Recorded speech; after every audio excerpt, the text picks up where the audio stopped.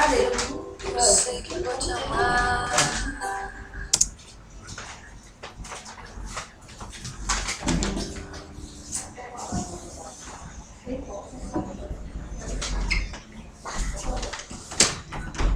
Bom dia, meu nome é Marcos Vinícius de Cruz e Melo Moraes.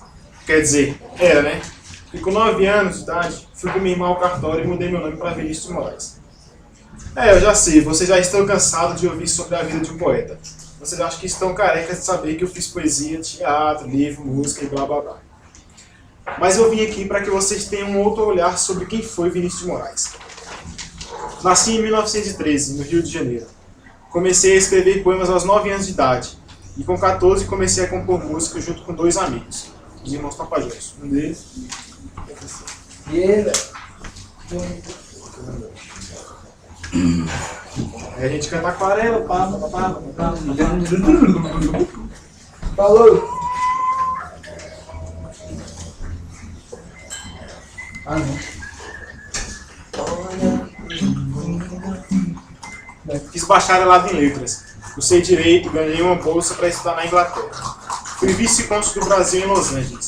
Fui afastado da carreira diplomática. Fui censor cinematográfico, crítico de cinema e advogado. Na minha vida foram 9 casamentos e 5 filhos. A primeira esposa foi Beatriz, que foi inspiração para a música Eu Sei Que Vou Te Amar. O casamento durou 11 anos, mas ao mesmo tempo mantive o casamento escondido, com Regina. Beatriz me perdoou. Vinícius quis muitas vezes que a gente se reaproximasse. Eu não queria ser amiguinha dele. Foi uma burrice. Eu podia ter continuado a relação. Podia ter até sido amante dele. Eu não fiz isso por orgulho.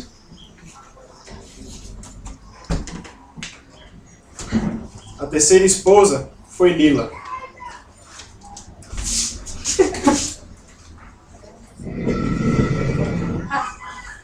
Vinícius era um namorado até. Nunca vi pessoa mais amorosa. A gente namorava o tempo todo, mas ele não era assim. Tinha suas namoradinhas por aí. E eu sabia, nos separamos de menos de Logo depois foi Lucinha, Mas ela tem que ser que foi a inspiração para a música Para Viver um Grande Amor. Se eu pudesse voltar atrás, não iria me separar de Vinícius jamais. A quinta esposa foi Nelita, até eu conhecer a sexta, Cristina, 26 anos mais jovem que eu. Mas o casamento acabou quando ela descobriu uma traição.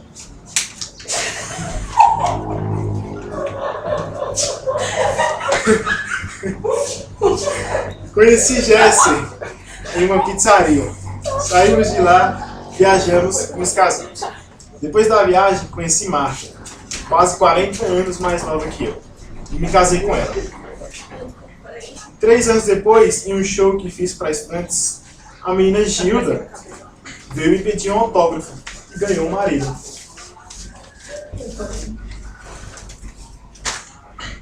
Em 8 de julho de 1980, estava acertando detalhes do LP Arca de Noé, junto com o Toquinho. Fui tomar banho e o Toquinho foi dormir. No outro dia de manhã, a empregada me encontrou na banheira. Eu não conseguia respirar. Não tive tempo de ser socorrido. Na noite anterior, minha esposa me perguntou: Você tem medo de morrer? Não, eu não tenho medo de morrer, só estou com saudade da vida. Lembro de uma namorada que tive aos 7 anos. Ela era da pilantragem, causadora, aliás, do meu primeiro impacto. Beijou-me na missa, em plena hora da comunhão. Naquela época, era um crente. Achei um desrespeito. Deixei de crer em certas coisas há muito tempo. Agora não quero ver para crer. Não interessa salvar-me. Não, se não posso salvar meus amigos. Não lutarei pelo reino dos céus. Pois sei que lá não encontrarei meu uísque e um bom papo. Pois Tom Jobim estará no inferno.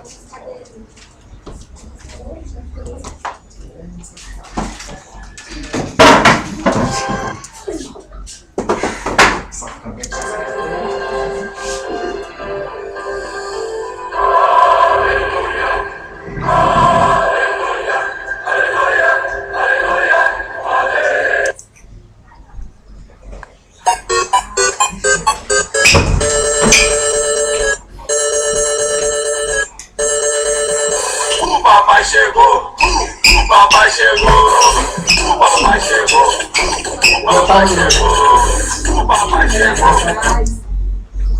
Olá, Nazareno. Como está você?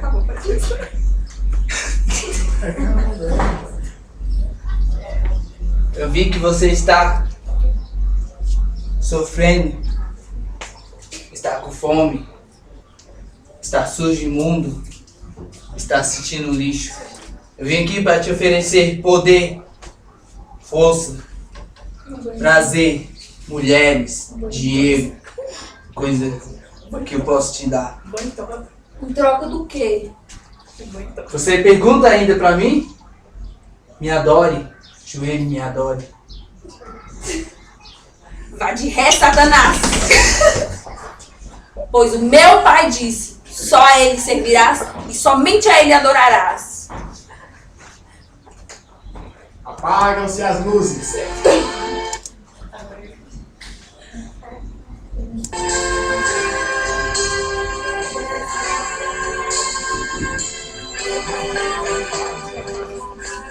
Tá vendo aquele edifício, moço?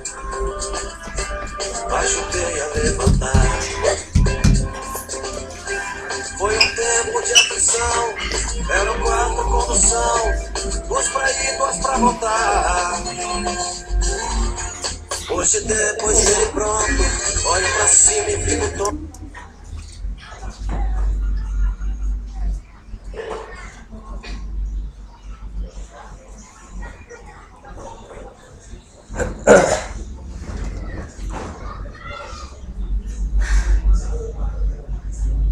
Era ele que erguia casas onde antes só havia chão. Como um pássaro sem asas, ele subia com as casas que lhe brotavam da mão. Mas tudo desconhecia de sua grande missão.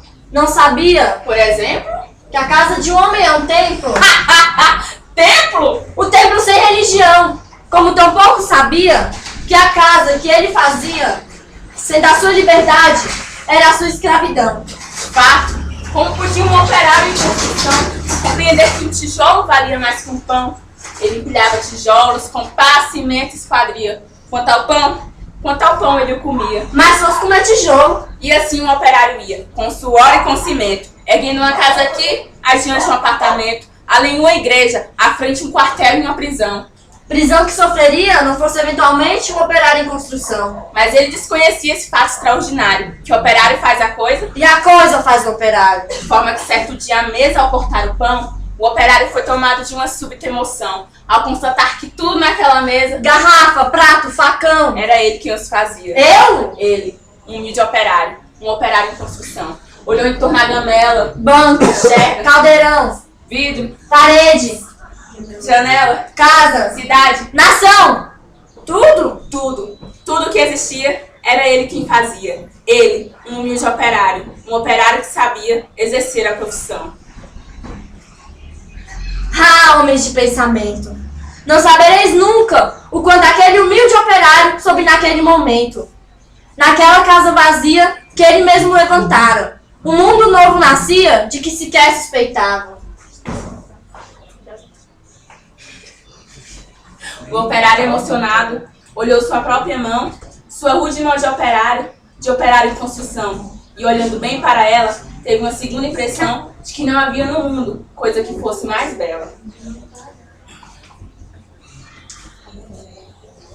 Foi dentro dessa compreensão, desse instante solitário, que tal sua construção cresceu também o operário.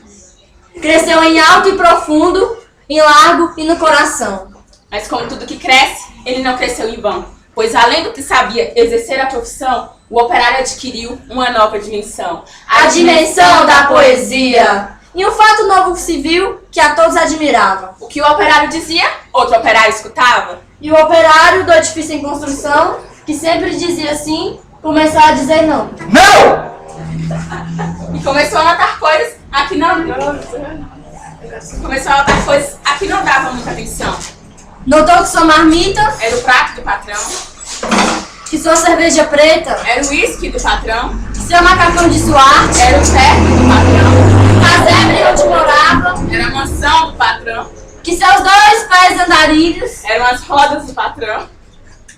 que a dureza do seu dia, Era a noite do patrão. que a sua imensa fadiga, Era amiguinha do patrão. e o operário disse: Não! Ah, ele vai ficar deixando ele. Como era de se esperar, as bocas da delação começaram a dizer coisas aos ouvidos do patrão. Mas o patrão não queria saber de nenhuma preocupação. Convence-no do contrário. Disse ele sobre o E operário. ao dizer isso, sorria. Apaga Apaga a as luz. luzes e acende antes disso. Dia seguinte, o operário do edifício em construção viu-se súbito cercado aos homens da delação e sofreu por destinado sua primeira agressão. Teve seu rosto cuspido, teve seu gás quebrado, mas quando lhe foi perguntado, o operário disse: Não! Eterno. E sofreu em vão sua primeira agressão. muitas outras seguiram, muitas outras seguirão. Portanto, por imprescindível ao edifício em construção, seu trabalho prosseguia. E todo o seu sofrimento misturava-se ao cimento da construção que crescia. Sentindo que a violência não dobraria o operário, tentou o patrão dobrá-lo de modo contrário. De sorte que foi levando ao alto da construção e num momento de tempo mostrou-lhe toda a região e apontando-a para ele, fez-lhe essa declaração: dar-te-ei todo este poder e a sua satisfação, porque a mim me foi entregue e dou-o a quem quiser. Dou-te tempo de lazer, dou-te tempo de mulher. Portanto, tudo será teu se me adorares. E ainda mais, se abandonares o que te faz dizer não. Não! Não! Esse daí você não vai mandar. Disse e fitou o operário que olhava e refletia. Mas o que viu o operário, o patrão nunca veria. O operário via casas. E dentro das estruturas, via coisas, objetos, produtos, manufaturas. Via tudo que fazia o lucro do patrão. E em cada coisa que via, misteriosamente havia a marca da sua mão. E o operário disse: Não! Loucura essa pesquisa! mentira! Não posso dar do que é meu. Ah, lá não vai ver não, porque eu sou muito grande. E um grande silêncio fez-se em seu coração. Um silêncio de martírios, um silêncio de prisão. Um silêncio povoado de pedidos de perdão.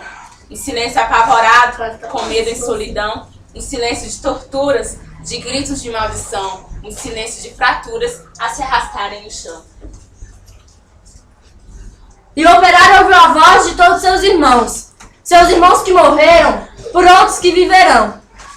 E a esperança sincera cresceu no coração, e na tarde mansa agigantou-se a razão de um homem pobre, esquecido, razão, porém, que fizera em operário construído, o operário em construção.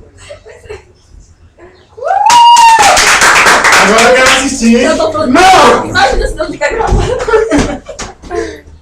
Imagina isso tudo pra não ter